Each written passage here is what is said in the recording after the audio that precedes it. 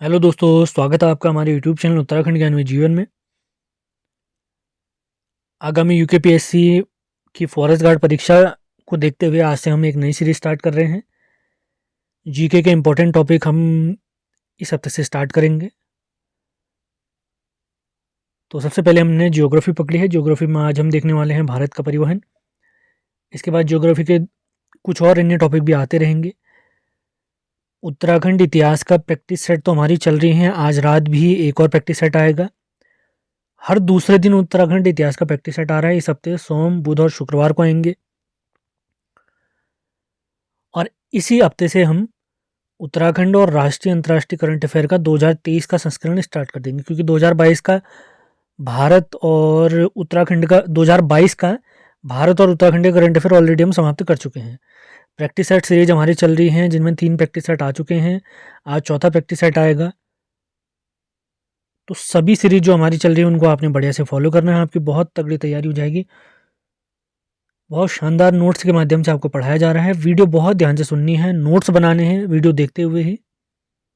Video download करके बाद में सुन सकते हैं आप। बहुत छोटे छोटे वीडियो रहेंगे, लेकिन एग्जाम ओरिएंटेड वीडियो रहेंगे। और एक और नई सीरीज इसी हफ्ते से हम स्टार्ट करने वाले हैं। देखो कौन कौन सी सीरीज चल रही है। करंट अफेयर उत्तराखंड का इतिहास प्रैक्टिस सेट सीरीज तो चल रही है हमारी। 2 नई सीरीज इस हफ्ते से कौन कौन सी, एक तो जीके सीरीज, और इसी के साथ उत्तराखंड के जो हमारे 13 जिले हैं उन सभी जिलों के मोस्ट इंपॉर्टेंट फैक्ट 13 वीडियोज में आएंगे। तो उनको भी आपने फॉलो करना है। कल से वो वीडियो भी आ जाएंगे। तो बढ़ाते हैं आज के सेशन को आगे। भारत का परिवहन, जिसमें हम वायु, जल और सड़क परिवहन देखेंगे। सबसे पहले हम देखते हैं सड़क परिवहन के बारे में जानकारी।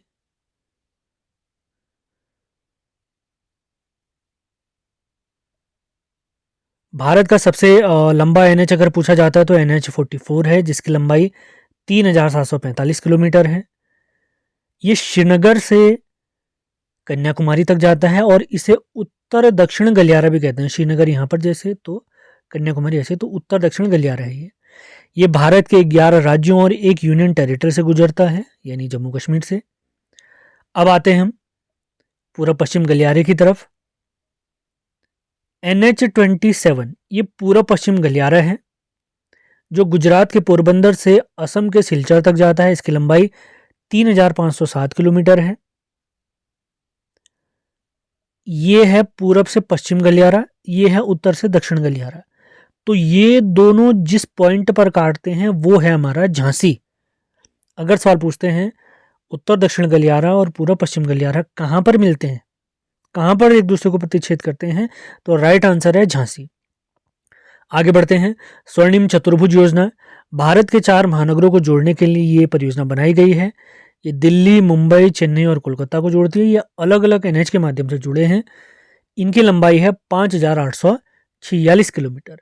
अगला पॉइंट, भारतमाला परियोजना, ये 25 अक्टूबर 2007 से स्टार्ट की गई। 4 धाम परियोजना तो हम जानते ही हैं। इसका सन आपने बताना है, लंबाई में बता दे रहा हूँ। 4 धाम परियोजना 4 धामों को जोड़ने के लिए 889 किलोमीटर है। अगला पॉइंट, सर्वाधिक लंबाई सड़क मार्ग कहाँ है, ये महाराष्ट्र में है। अगला पॉइंट, प्रधानमंत्री ग्राम सड़क योजना 25 दिसंबर 2000 तत्कालीन प्रधानमंत्री अटल बिहारी वाजपेयी जी द्वारा इसको स्टार्ट किया गया था। 25 दिसंबर उनका जन्मदिन भी होता है, उसी के उपलक्ष्य में। अगला पॉइंट देखते हैं,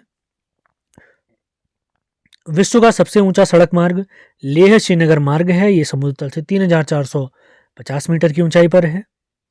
अगले पॉइंट की तरफ बढ़ते हैं। सीमा सड़क संगठन, जिसे हम BRO भी कहते हैं, इसकी स्थापना 7 मई 1960 को हुई है। ग्रैंड ट्रंक रोड, जिसकी स्थापना वैसे सूर्यवंश के शेरशाह सूरी जी ने की थी, उस समय पे इस रोड का नाम सड़क ए आजम था। जेम्स ऑकलैंड यानी अंग्रेजों ने इसका नाम क्या दिया है, grand trunk road, GT road जिसे नाम दिया है। अगला पॉइंट देखते हैं, सड़क नेटवर्क में विश्व में दूसरा स्थान हमारे प्यारे भारत का है। अगर पहला स्थान पूछेंगे तो पहला स्थान अमेरिका का है। आगे बढ़ते हैं। राष्ट्रीय राजमार्ग प्राधिकरण अधिनियम एक्ट, ये 1988 का है। और इसी के तहत जो प्राधिकरण हमारा बना है, national highway authority of India, तो ये 1995 में बना है। एक्ट 88 का है, उसके तहत प्राधिकरण 95 में बना है। PWD विभाग यानी लोक निर्माण विभाग, इसकी स्थापना 1854 में डलहौजी के समय पर हुई है। उस समय वायसराय कौन था? डलहौजी। वैसे गवर्नर जनरल कह सकते हैं क्योंकि वायसराय पद तो इसके बाद आया था, 57 के बाद आया था, 58 में। अब झांसी अभी मैंने आपको बताया था। उत्तर दक्षिण गलियारा जो श्रीनगर से कन्याकुमारी को जोड़ता है, भारत का सबसे लंबा एनएच, तथा पूर्व पश्चिम गलियारा जो पोरबंदर से सिलचर तक जाता है यानी गुजरात से असम तक। इनका मिलन बिंदु कहाँ पर है? हमारे प्यारे झांसी में है। सड़क घनत्व की बात करें तो सर्वाधिक सड़क घनत्व है केरल में, और सबसे कम सड़क का घनत्व है कहाँ? हमारे अरुणाचल में। और सबसे छोटा एनएच अगर पूछेंगे तो ये 47A है, जिसकी लंबाई कितने किलोमीटर है? 6 किलोमीटर। सड़क परिवहन के बाद हम देखते हैं रेल परिवहन की जानकारी। रेल नेटवर्क की बात की जाए तो नंबर 1 पे है अमेरिका और प्यारा भारत है चौथे स्थान पर। भारत में रेल का प्रारंभ अगर कहें तो ये 16 अप्रैल 1853 को, वैसे 1851 में रुड़की से पिरान गलियार के बीच चली थी, लेकिन वो माल ढोने के लिए थी। ये पैसेंजर ट्रेन की बात हो रही है।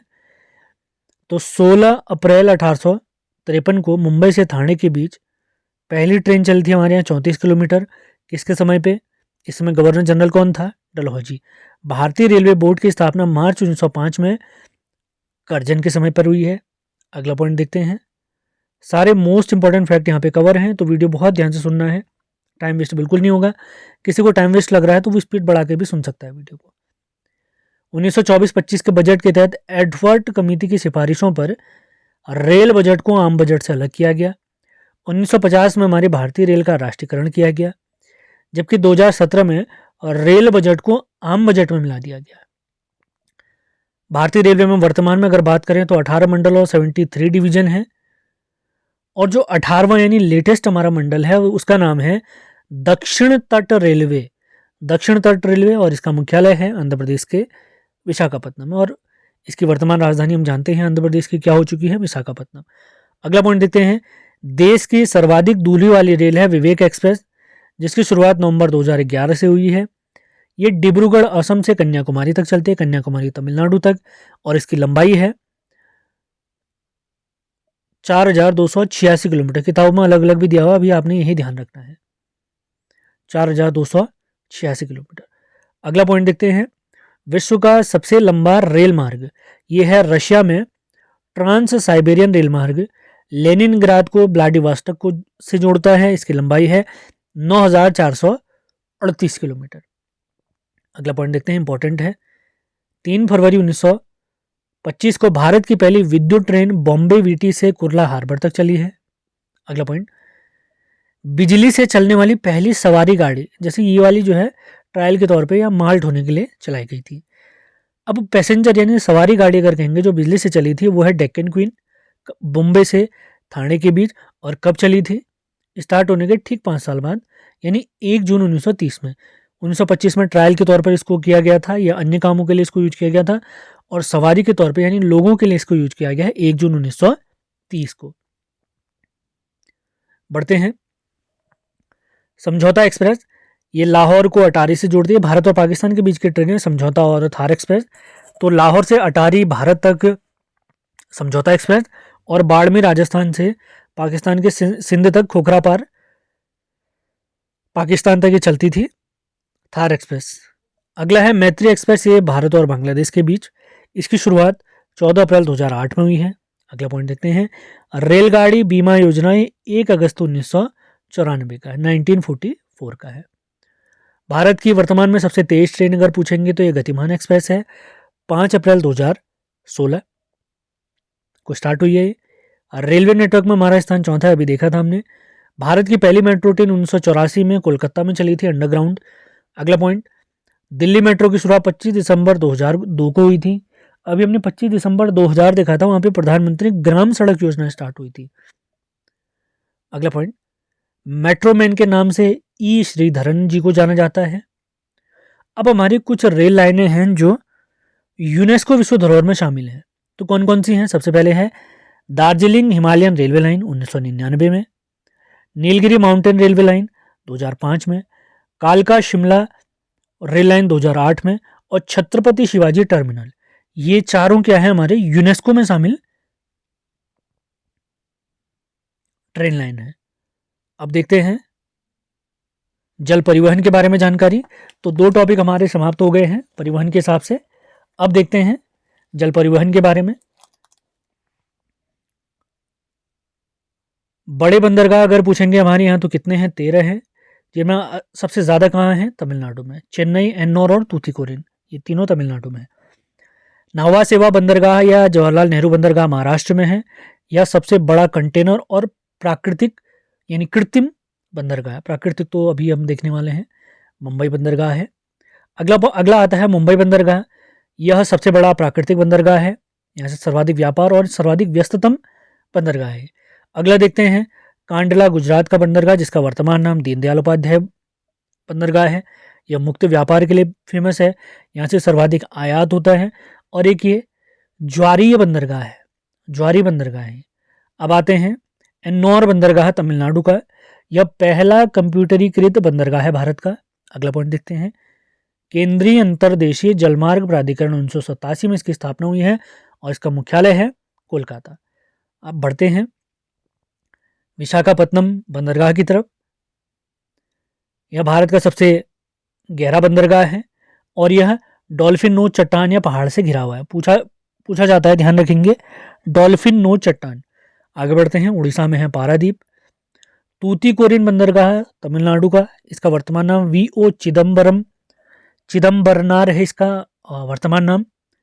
एन्नौर बंदरगाह तमिलनाडु में से कामराज बंदरगाह भी कहते हैं। अगला आता है दाहेज बंदरगाह गुजरात का। यह रासायनिक चीजों का निपटान करने के लिए इसकी स्थापना की गई है, दाहेज बंदरगाह। राष्ट्रीय राजमार्गों के बाद अब देखते हैं राष्ट्रीय जलमार्ग। सबसे पहले आता है NW1 यानी नेशनल वाटरवे 1, इलाहाबाद से हल्दिया के बीच 1620 किलोमीटर इसकी लंबाई है। NW2 ये हमारा सादिया को धुबरी से जोड़ता है, 891 किलोमीटर। NW3 कोल्लम से कोट्टापुरम तक 205 किलोमीटर। NW4 काकीनाडा से मरक्कानम तक 1000 यानी 1095 इसकी लंबाई है। और पवन हंस लिमिटेड, इसकी स्थापना भी हम देखेंगे जब हम वायु परिवहन देखेंगे।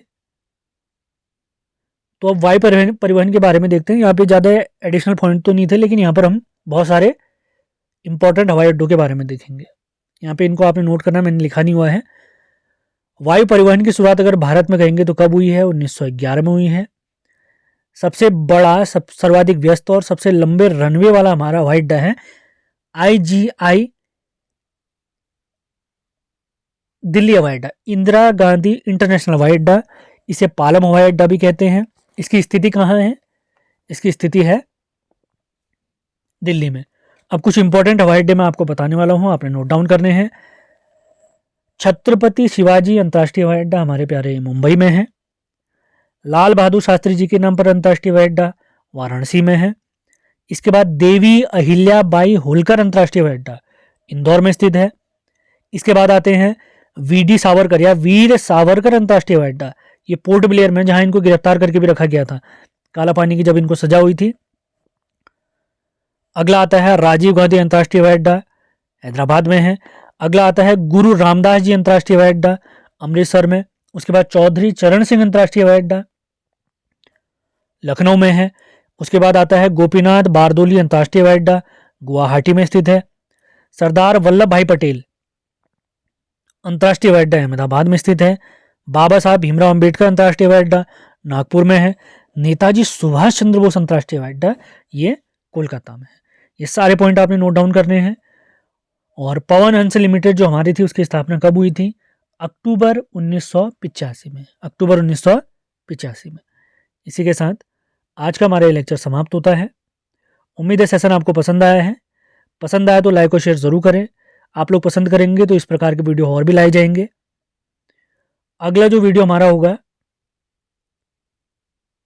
जो इंपॉर्टेंट जीके सीरीज का होगा, उसमें हम देखेंगे भारत की जनगणना के बारे में।